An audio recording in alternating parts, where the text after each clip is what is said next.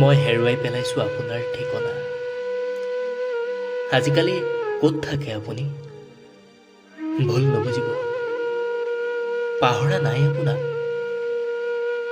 যি আশ্বাস আৰু যাযাবৰ পথিকৰ চতুৰালিৰে আপুনি মোৰ সমগ্ৰত ভৰাই দিছিল জোনাক।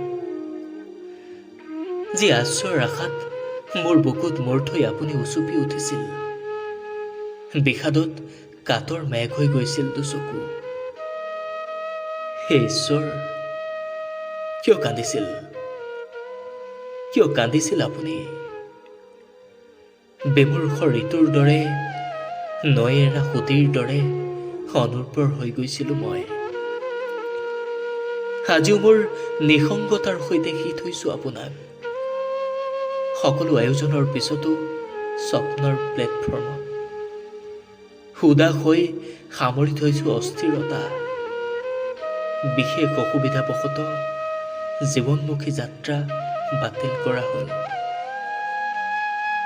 আপুনিতো জানেই, সমস্তাৰ ব্যৱসায়ীৰ দৰে কণ্ঠস্থ কৰি থৈছোঁ আপোনাৰ বাকীৰ হিচাপ।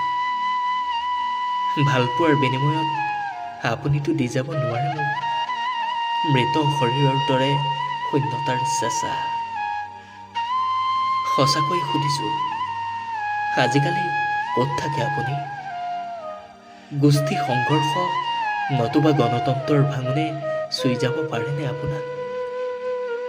বিদ্ৰোহৰ এটা অলিখিত কবিতা হ'ব খোজেনে আপুনি?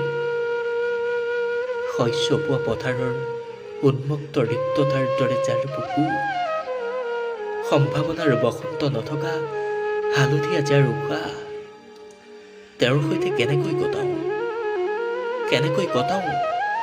শিমলৰ জুইয়ে ৰঙা কৰা এই ফাগুন। তথাপিও আপোনাক মোৰ খুবেই প্ৰয়োজন। বিগত দিনৰ বিষণ্ণতা সামৰি শস্য শ্যামলা কৰিব খোজোঁ আপোনাক।